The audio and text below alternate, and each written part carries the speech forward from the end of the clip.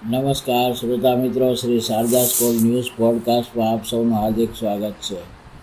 આજે આપણે વાત કરીશું 27 એપ્રિલના દિવસ વિશે. ઇતિહાસના કેલેન્ડરનું આ એક એવું પાનું છે જેણે વિશ્વ અને ભારતની દિશા બદલી નાખી છે. મુખ્ય અંશ એક, ભારતીય ઇતિહાસની મોટી ઘટના.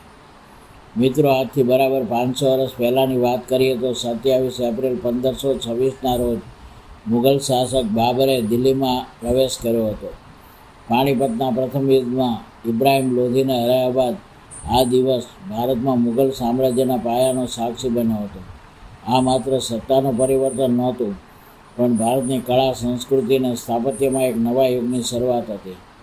મુખ્ય અંશ 2, વીરતા અને આઝાદી. જો આપણે શૌર્યની વાત કરીએ તો છત્રપતિ શિવાજી મહારાજે 1674માં આજના દિવસે ચિપલુન ખાતે લશ્કરી છાવણી સ્થાપીને પોતાની સૈન્ય શક્તિ મજબૂત કરી હતી.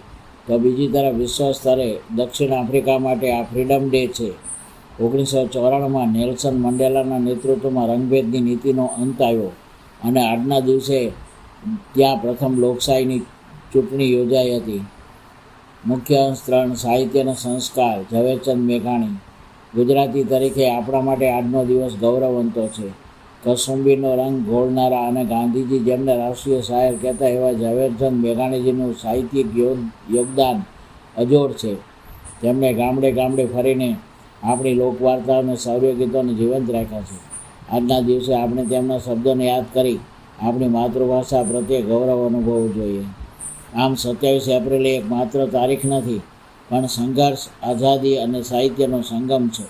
ઇતિહાસ આપણને શીખવે છે કે સમય બદલાય છે, પણ કરેલા કાર્યો અમર રહે છે. આશા છે કે આજનો આ એપિસોડ આપણને કંઈક નવું શીખવી જશે.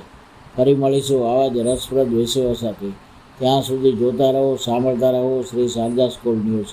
આભાર.